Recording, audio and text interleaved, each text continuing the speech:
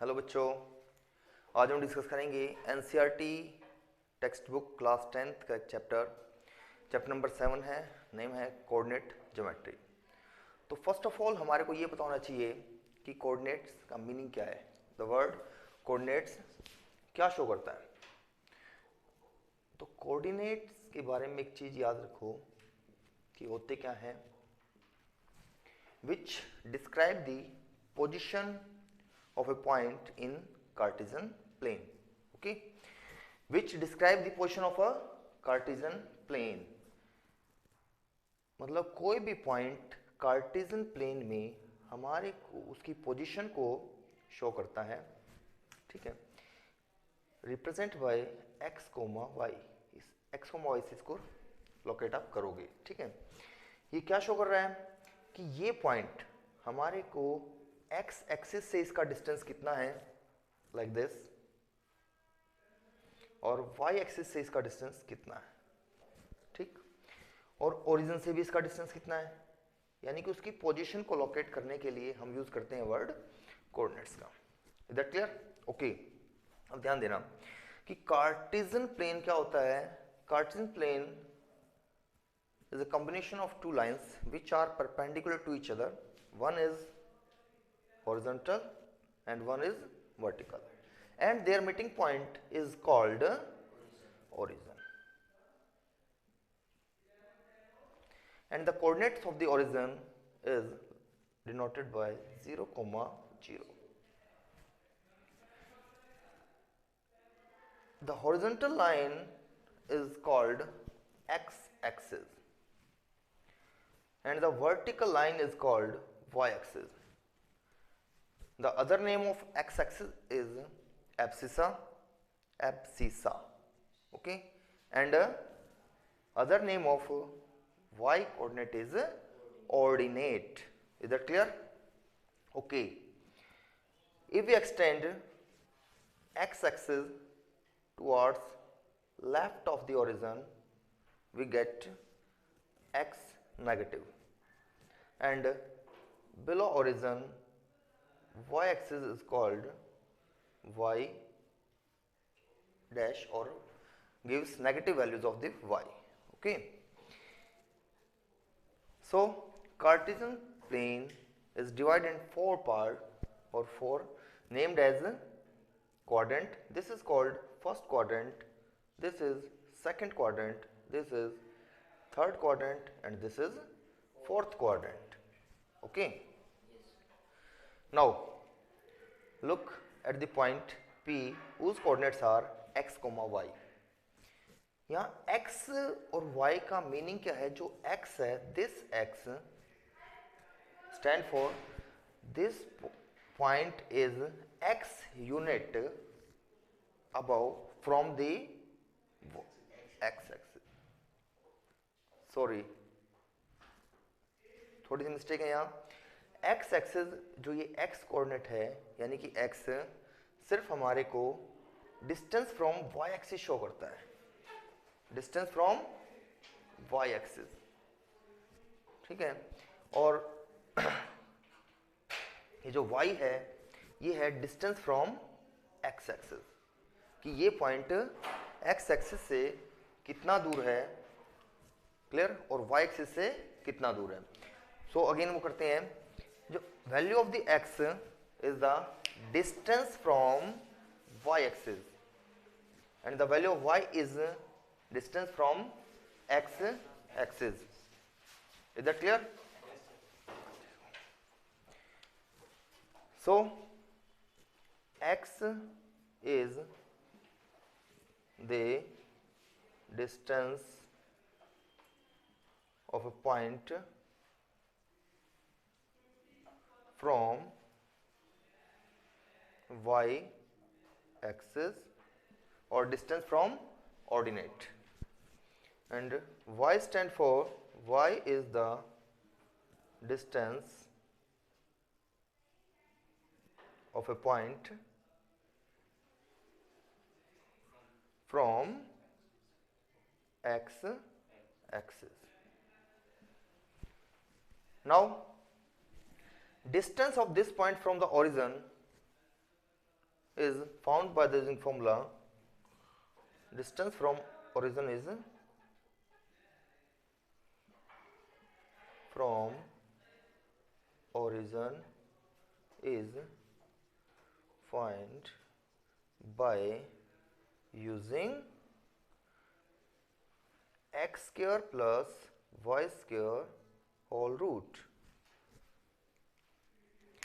इसका यूज करके हम इस पॉइंट का डिस्टेंस ओरिजिन से फाइंड कर सकते हैं, ठीक है। और x और कोऑर्डिनेट है, ये शो करता है कि भाई ये y एक्सिस से कितना दूर है, और y शो करता है कि ये x से कितना दूर है। क्लियर? फॉर एग्जाम्पल अब देखो, हमने सपोज करो कि कोई भी एक पॉइंट लिया 2,3 और आपसे पूछा जाएगा कि ये x एक्सिस से कितना दूर है। तो जो y की वैल्यू है 3, this indicate that this point is 3 unit far from y axis, sorry x axis, and 2 unit far from y axis। तो x शो करता है y से डिस्टेंस और y शो करता है x से डिस्टेंस। इधर क्लियर? ओके। अब देखो एक्चुअली में x, y है हमारे पास कोऑर्डिनेट्स हैं, तो इनके जो डिफरेंट कोऑर्डिनेट में पॉइंट्स हैं वो लाई करेंगे। वो कैसे लाई करेंगे? जैसे फर्स्ट कोऑर्डिनेट में x भी पॉजिटिव होता है और y भी पॉजिटिव होता है, ये आप 9th क्लास में ऑलरेडी पढ़ चुके हो। सेकंड कोऑर्डिनेट में आपका point negative x positive y, ठीक। यहाँ x भी नेगेटिव होगा और y भी नेगेटिव होगा। यहाँ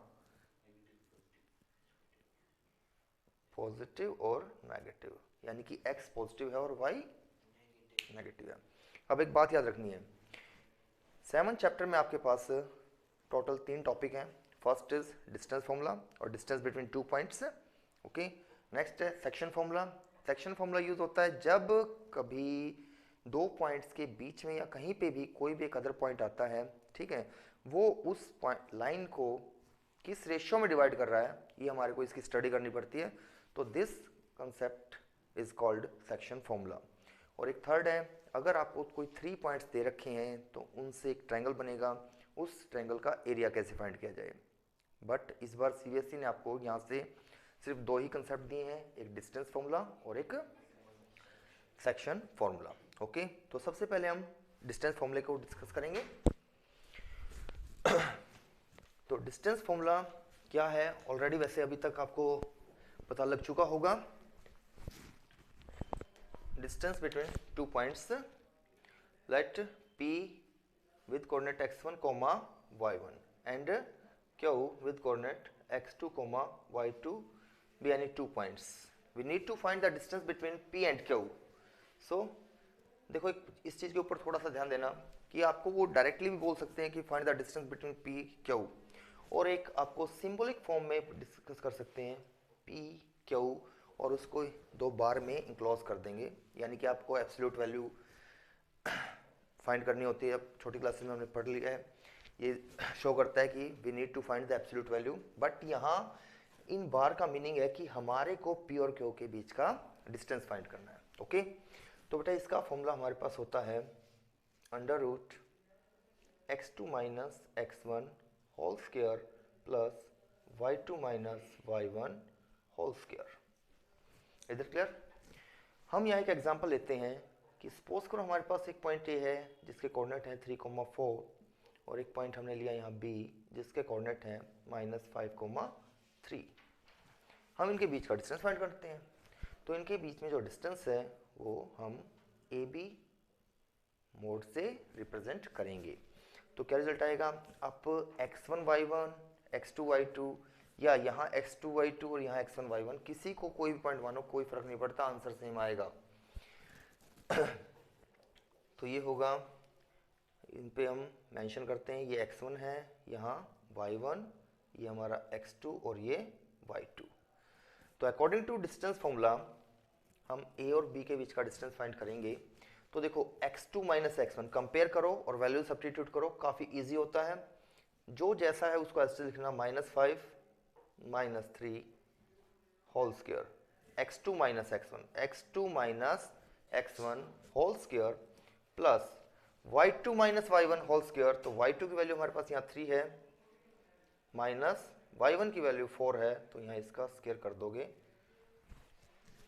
हमारा आंसर जब हम इसको सिंप्लीफाई करेंगे तो क्या आएगा, -8 whole square plus -1 whole square.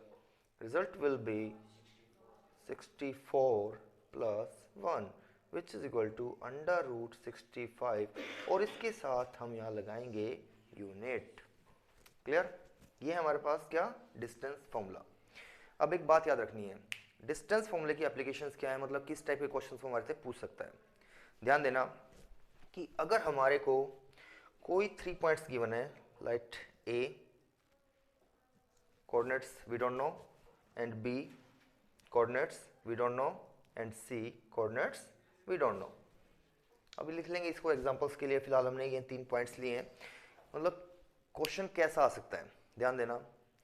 First question हमारा क्या होगा, फर्स्ट क्वेश्चन जो हमारे से पूछ सकते हैं, are A B and C collinear. हम इनको कोलिनियर चेक करेंगे। कोलिनियर कैसे चेक किए जाएंगे, ठीक है।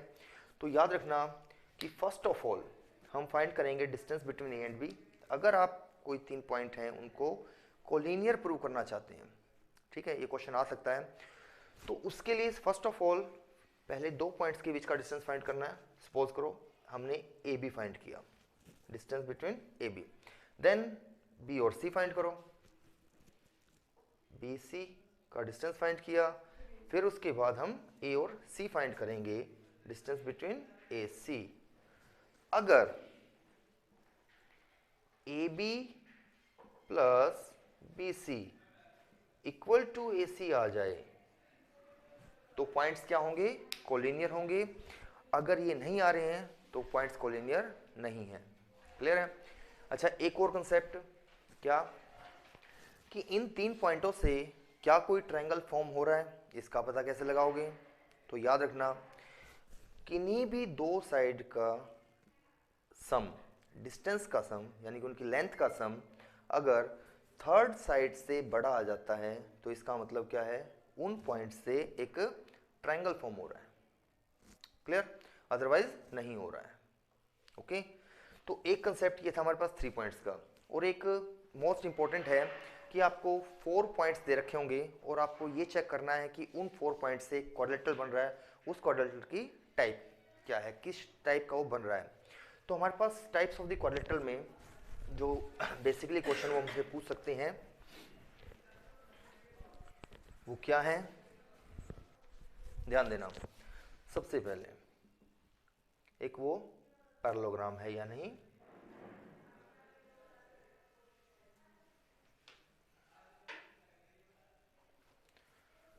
सेकंड रेक्टेंगल,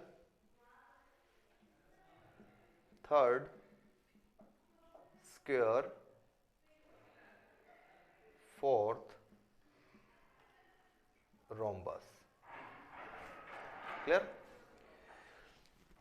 और इनको करने से पहले एक और बात अभी माइंड में आई है, पहले नहीं बताई थी अभी, कि 3 पॉइंट से भी आपका जो ट्रायंगल बन रहा है उसकी टाइप्स क्या हो सकती हैं, वो आइसोसेलेस हो सकता है, वो इक्विलैटरल हो सकता है। अगर ट्रायंगल आइसोसेलेस प्रूव करना है तो आपको क्या करना है, किन्हीं भी 2 साइड्स का डिस्टेंस है, मतलब कि उनकी लेंथ है, अगर सेम आती है तो वो ट्रायंगल क्या होगा, आइसोसेलेस होगा। और अगर तीनों ही साइड इक्वल आ जाती हैं तो क्या होगा, इक्विलैटरल होगा। ठीक है? अगर कोई भी साइड इक्वल नहीं आती तो उस ट्रायंगल को कहा जाएगा स्क्लेंट ट्रायंगल। ओके, तो अब यहाँ पैरेललोग्राम प्रूव करने के लिए आपको सिर्फ क्या है, इनकी प्रॉपर्टीज का पता होना चाहिए कि हम क्या करेंगे। तो याद रखना, प्रॉपर्टीज में नोट डाउन करो बच्चों, क्या, opposite sides are equal, opposite sides of a parallelogram are equal and diagonals are not equal, then the quadrilateral is called a parallelogram. If opposite sides are equal, अब मैं यहाँ rectangle की बात करूंगा, if opposite sides are equal and diagonals also equal then shape is called rectangle. इस case में बेटा यहाँ हमारे को एक पैरेललोग्राम बनाना पड़ता है, तो ए बी सी और डी, और ये आपको 4 वर्टेक्स इसके गिवन होंगे। तो फर्स्ट ऑफ ऑल हमारे को यहाँ ए बी का डिस्टेंस फाइंड करना है, डी सी फाइंड करना है, B C and A D. Opposite pair equal होगा, यानी कि ए बी इक्वल आएगा किसके, सी डी के, और ए डी इक्वल आएगा किसके, बी सी के। अगर ऐसा आया तो वो या तो रेक्टेंगल है या पैरेललोग्राम है। अगर आपने फाइंड किया ए सी यानी कि डायगोनल, ये नॉट इक्वल आ रहा है B D, second diagonal B D है इसका, इनका डिस्टेंस इक्वल नहीं आ रहा, तो ये एक पैरेललोग्राम है। क्लियर। और अगर मैं इसी कंडीशन में यहाँ इसका इक्वल का साइन लगा देता हूं कि opposite sides are equal and diagonals also equal, then shape is called rectangle. उस टाइम पे वो रेक्टेंगल होगा। ओके। अब ध्यान देना, ऐसे ही आपका स्क्वायर के लिए है।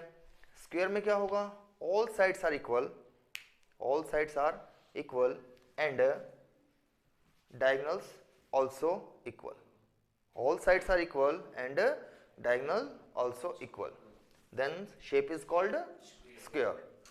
If all sides are equal but diagonals are not equal, then shape is called a rhombus. उस टाइम पे वो rhombus होगा। क्लियर है। तो ये इंपॉर्टेंट क्वेश्चंस हैं जो आपको डिस्टेंस फॉर्मूले से वहां पूछे जा सकते हैं। क्लियर। तो सिंपल सी कंडीशन बस यही है कि हमारे को एक ही फॉर्मूला यूज करना है, x2 minus x1 whole square plus y2 minus y1 whole square and whole root. Okay, ये हमारे को क्या देगा, डिस्टेंस बिटवीन 2 पॉइंट्स, और उसकी लेंथ मिल जाएगी हमारे को किसी भी शेप की, और उसका उनका यूज करके और इनकी प्रॉपर्टीज का यूज करके हम ये गैस कर पाएंगे कि वो शेप कैसी है। Is that clear? Okay, now move to second concept, section formula. देखो, कोऑर्डिनेट ज्योमेट्री में हमने ये पता लगाया कि भाई एक पॉइंट है, उस पॉइंट से क्या क्वेश्चन पिक हो सकता है कि भाई वो पॉइंट एक्स एक्सिस से कितना दूर है, वाई एक्सिस से कितना दूर है, ओरिजिन से वो कितना दूर है। क्लियर। फिर उसके बाद हमारे को कार्टेशियन प्लेन में 2 पॉइंट दे दिए, हमने उसके बीच का डिस्टेंस फाइंड किया। क्लियर। और उससे रिलेटेड कुछ एप्लीकेशंस थी कि क्या पूछ सकते हैं, वो हमने डिस्कस की। अब हम देखते हैं कि हमारे पास कोई भी 2 पॉइंट दे रखे हैं, let A and B. Okay, इन पॉइंटों से एक लाइन बन रही है, line joining the point A and B. अब यहाँ एक पॉइंट आता है, कोई पॉइंट है सी, सपोज करते हैं, ठीक है। इस सी पॉइंट ने इस लाइन को 2 पार्ट्स में डिवाइड किया है, उसको हम लेते हैं लेट m रेशो n में। क्लियर। और यहाँ इनके कोऑर्डिनेट्स लेते हैं कि भाई a के कोऑर्डिनेट्स लेट करता हूँ मैं क्या, x1 कोमा, सो लेट करते हैं a के कोऑर्डिनेट x1 कोमा y1, और b के कोऑर्डिनेट लेट करते हैं x2 comma y2, and coordinates of c let x comma y। So section फॉर्मूले के अकॉर्डिंगली जो c के कोऑर्डिनेट हैं वो क्या बनेंगे, यानी कि x की जो वैल्यू है वो बनेगी m x2, यानी कि जब आप x की वैल्यू फाइंड करोगे तो सिर्फ x कोऑर्डिनेट ही यूज करने हैं, यानी कि x की वैल्यूज यूज करनी है। तो m x2 plus n x1 upon m plus n, and y is equal to, y आपका क्या होगा, अब y के लिए यूज करोगे तो m y2 plus n y1 upon m plus n, इसको बोलते हैं सेक्शन फॉर्मूला। क्लियर।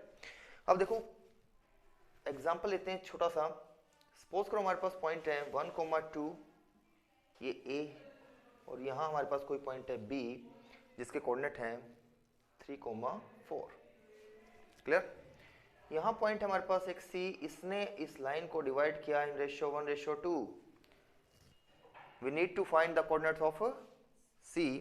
अगर ऐसा वो देता है क्वेश्चन हमारे को, तो हमारे को सेक्शन फॉर्मूला यूज करना है यहाँ। क्यों, यहाँ इस c ने इस लाइन को क्या किया, 2 पार्ट्स में डिवाइड किया। ओके, जब रेशियो दे रखा होगा तो आपको सेक्शन फॉर्मूला ही यूज करना है। ध्यान देना, आप कोऑर्डिनेट ऑफ सी फाइंड करोगे तो coordinate of C are 1 into 3 plus 2 into 1, यानी कि इस 1 की मल्टीप्लाई पहले आपने 3 से की और 2 की मल्टीप्लाई इस 1 से की, जो कि सिर्फ x कोऑर्डिनेट ही हमारे पास। ठीक, इसके बाय में according to rule m plus n आएगा, यानी कि 1 प्लस 2 हो जाएगा। ये हमारे पास x की वैल्यू आई है। अब एक y होता है, तो y के लिए क्या होगा, 1 की मल्टीप्लाई यहाँ 4 से की जाएगी और 2 की मल्टीप्लाई यहाँ 2 से की जाएगी, तो plus 2 into 2 upon 1 plus 2, and result will be 3 plus 2 by 3 comma 4 plus 4 by 3, we will get 5 by 3 comma 8 by 3। तो ये हमारे को क्या मिल गए हैं, कोऑर्डिनेट ऑफ C। इस C पॉइंट ने इस लाइन AB को 1:2 में डिवाइड किया था और हमने फाइंड कर लिया है कि उसके कोऑर्डिनेट्स क्या बनेंगे। ओके, अब ध्यान देना, यहां हमारे पास कितनी चीजें होती हैं और उनमें से क्या हमारे को गिवन होगा और उसके अकॉर्डिंगली क्या वो क्वेश्चन हमारे से पूछेगा, इस चीज के ऊपर थोड़ा सा ध्यान देना। मैथमेटिक्स में कंसेप्ट यही है किसी भी चीज को सॉल्व करने का, क्या, what to be given, given क्या है and what to be find, find क्या करना है, और जो फाइंड करना है उसमें जो गिवन है उसका रोल क्या है। बहुत ज्यादा इंपॉर्टेंट है ये। तो यहां हमारे पास क्या है, एक तो ये कोऑर्डिनेट है, एक बी कोऑर्डिनेट है, एक सी कोऑर्डिनेट है एंड एक रेशियो है। तो देयर 4 टर्म्स, इनमें से कोई भी 3 चीज हमारे को गिवन होंगी, 4th हमारे को फाइंड करनी है। जैसे अभी एग्जांपल लिया था हमने, उसमें 2 कोऑर्डिनेट गिवन थे और रेशियो भी गिवन था। बाकी क्या बचा था हमारे पास, एक कोऑर्डिनेट बचा था, वो हमने फाइंड कर लिया। अब ऐसे ही हमारे को क्या दे दिया, सपोज करो पॉइंट दे दिया लाइक 3,4 एंड -5,2।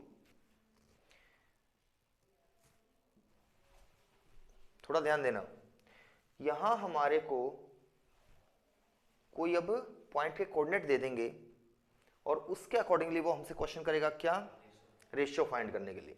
जैसे सपोज करो ये है 2,3 ले लिया मैंने। क्लियर, ये एग्जांपल मैंने अपनी तरफ से लिया है, ठीक है, वेरीफाइड नहीं है, हो सकता है रिजल्ट प्रॉपर ना आए, बट प्रोसेस यहां से आपको समझ में आ जाएगा कि भाई ऐसे करना है। ठीक है, तो देखो लेट करते हैं रेशियो, आप k रेशियो 1 लेट करके भी कर सकते हो, m रेशियो n से भी कर सकते हो, कैसे भी करना चाहो वैसे कर लो, मैं आपको दोनों ही तरीके सिखा दूंगा। सपोज करो m रेशियो n मैं कंसीडर करता हूं यहाँ, लेट रेशियो भी m रेशियो n। तो ये जो x कोऑर्डिनेट है वो ऑलरेडी गिवन है, 2 है, तो 2 किसके इक्वल आएगा, ध्यान देना, m की मल्टीप्लाई -5 से होगी तो -5m हो जाएगा। इसको हमने इससे मल्टीप्लाई किया, n को हम करेंगे मल्टीप्लाई 3 से plus 3n upon m plus n, cross multiply करो, 2m plus 2n is equal to -5m plus 3n।